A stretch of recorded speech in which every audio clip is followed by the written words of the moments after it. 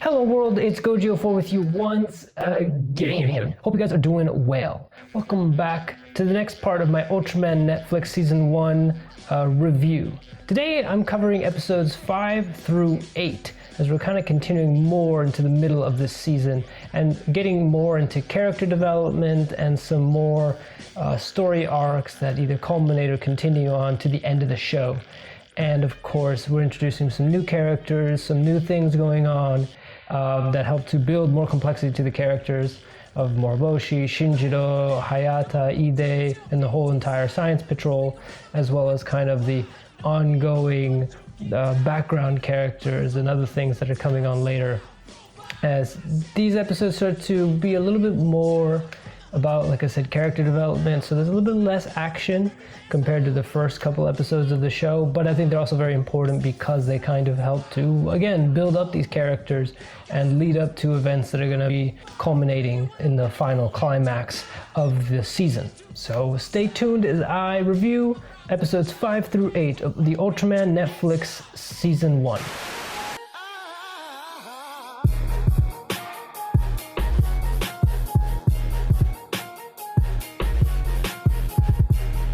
Episode 5 kind of continues the story of these homicides that have been going on throughout the city, and the show's been kind of leading us to believe it's alien related, and we meet an alien Igaru dude with 4 eyes, but he wears a hood to kind of cover his second set so it looks like human, and he's a huge fan of the pop star Rena Sayama that Shinjiro happens to have a crush on, and apparently he's somehow related to these homicides of people that it seems are not fans of Rena Sayama or are haters and have all been mysteriously getting killed. Now, we're not sure at this point if he had been committing them or if he's somehow just connected to them. And so the Science Patrol sends Moroboshi to begin investigating, and so he takes Shinjiro to what's called the City of Aliens or the Alien City to meet his informant. The Alien City is really just a neighborhood, I believe, in Tokyo where the aliens live, but they have to dress up, pass as humans, so they have like some kind of illusion that makes them look human, but they're all aliens. Kind of, this is where the show is very much like Men in Black in that regard. And Moroboshi goes there to find his informant named Jack, who's this big burly blonde dude who's also a wrestler who enjoys wrestling with the aliens. You know, he was raised in the alien city and he gets along there and he pretty much feels at home there, but he's human apparently. But he definitely can stand toe-to-toe with the aliens there. Jack is a really cool character because he has a very chill vibe, especially because you compare him directly to Moroboshi, who's very, again, like I had said, very strict, pragmatic, efficient. But Jack, on the other hand, is a bit more calm, collected. You know, he doesn't want to get in too much trouble, and he just wants to, you know, enjoy himself. But he is also very mysterious. You know, we don't know much about him, and he seems to know a lot about what's going on. He seems to know who's who. And this is going to kind of continue, I think, throughout the season, as we kind of see that Jack actually plays a larger role than we'd expect. But he's a really cool character, and again, it's fun to see him connecting so well with Moroboshi, even though they're like totally different characters. And he also gets along very well with Shinjiro because it kind of helps boost Shinjiro's confidence a little bit and says, you know, you're going to be all right, kid. So I like Jack. You know, he helps to kind of ground these characters, especially because it's all these aliens, but Jack is actually very human.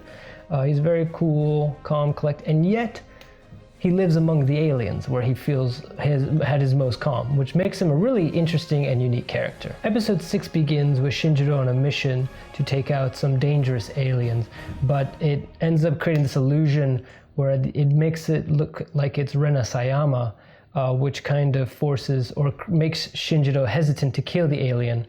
And Moroboshi begins to question whether Shinjiro can execute his duty to destroy these aliens that are a threat to people, because Shinjiro is dealing with this moral dilemma of how can he be the executioner of these beings. Rena Sayama's father, Mr. Endo, is a detective with his partner, and they've been kind of investigating the murders. This is where they begin to realize that the victims were all haters of Rena Sayama, and so they believe that something is going on, that a fan of Rena is going around killing these victims. And of course, this is very difficult for him because as his daughter, Rena, he has to kind of protect his daughter, and he's worried that she's getting mixed up in things that could get her in trouble. And then she's been on the news pretending to care about Ultraman and saying she's in love with Ultraman and all these things. So it's putting her more in the spotlight than usual. Shinjiro has a moment to talk to his father, Hayata, and Hayata says that he'd wish that Shinjiro could have a normal life, but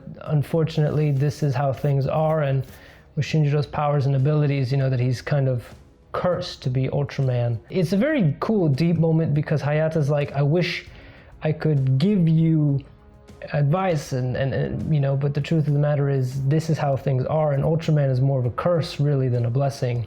And you have these powers and abilities, and so you're kind of forced to be Ultraman because the world needs an Ultraman. And that's just the unfortunate part of it. And they both kind of come to this point of agreeing to that, and it's really cool to see that connection, and also that Shin Hayata is feeling guilty because he's given his burden to his son, which he never wanted in the first place. And Shinjiro is starting to feel that burden, It's a really cool character development moment. So eventually Endo and his partner decide to set up a trap for these Sayama supporters. So they pretend to be a hater, commenting on Rena's articles and calling her nasty things so that these perpetrators will show up. And the alien does show up. Then Moroboshi has been kind of stalking them the whole time, and he comes in and he faces off against the alien, and he unveils that he also is an Ultraman. He's actually Ultra 7 with a cool samurai sword, and he comes in and he just takes down the alien. And then Shinjiro shows up to see him execute this alien, and Moroboshi says to him, "You're not the only Ultraman."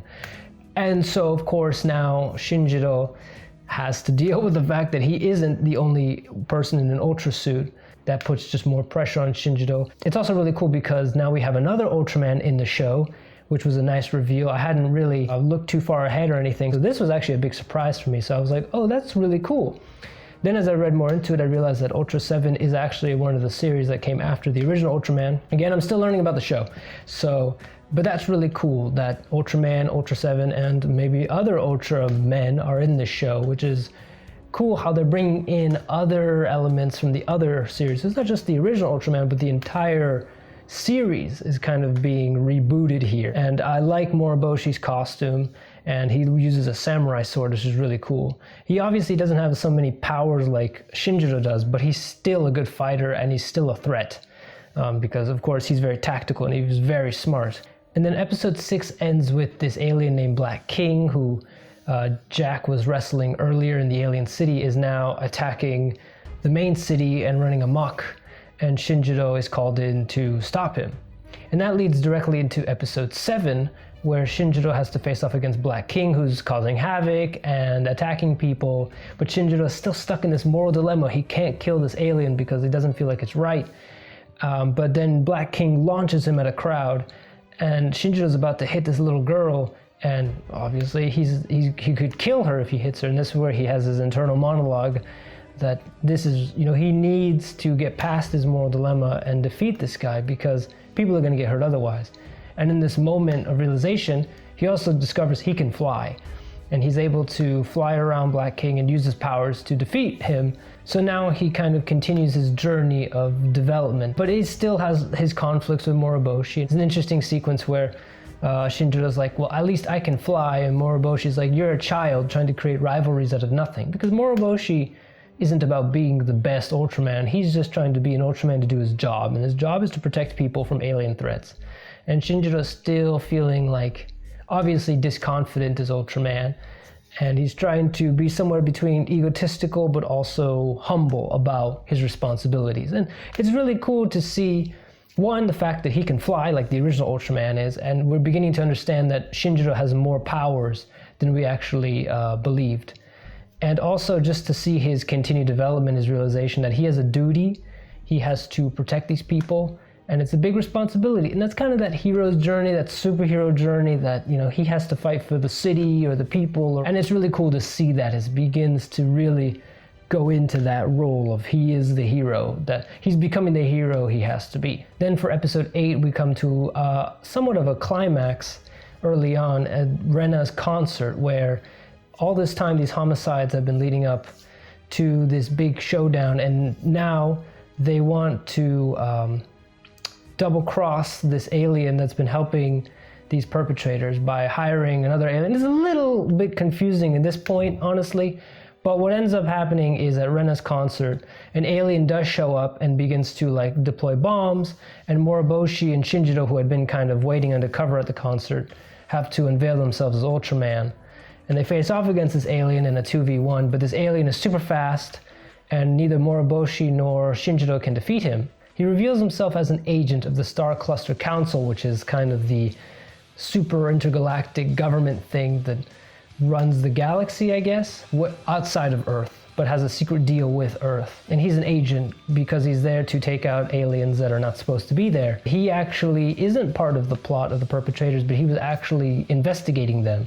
And he ends up unveiling the human perpetrators that were using alien technology to kill people that didn't like Rena Sayama, which is kind of very ridiculous, by the way, that you have alien technology and of all the things you could do with it, you decide to kill people who don't like your favorite pop star, which is a little silly, but it creates kind of a convenient story arc. And so this alien Igaru, who had been such a huge fan of Rena Sayama and felt so bad about being caught up in all this because he was forced to, they had blackmailed him, goes to the concert to try and save her, and he ends up losing his life trying to save her. Also, Rena kind of confronts Ultraman because the truth of the matter is she actually doesn't love Ultraman like she's been saying on television. Her mother actually died in a hospital when there was a big fight between Ultraman, the original Ultraman, and a monster, and so she lost her life. Rena has kind of blamed Ultraman for her mother's death, and so she actually really doesn't like Ultraman, and so she asks Shinjiro, as Ultraman, to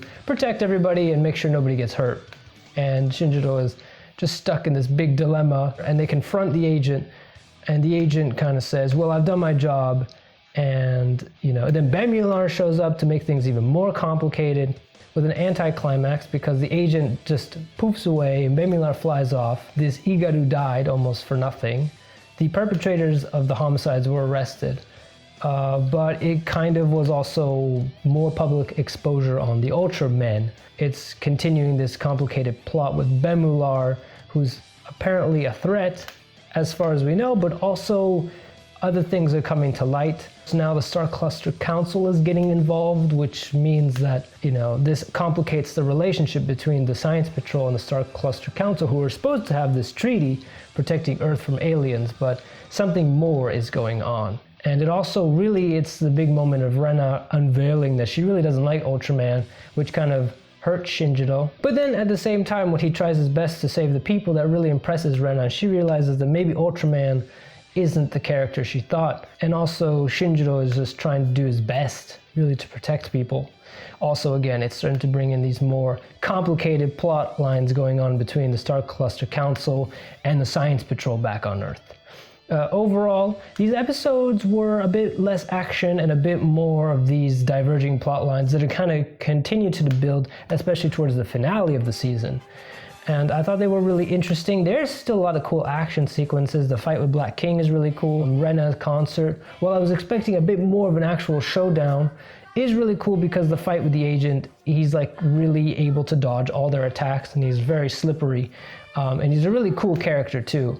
But I had almost hoped for more of a climax instead of just him poofing away. But at the same time, there's a lot more going on, obviously, that they're building up to the finale of the show, and there's a lot of character development for Shinjiro.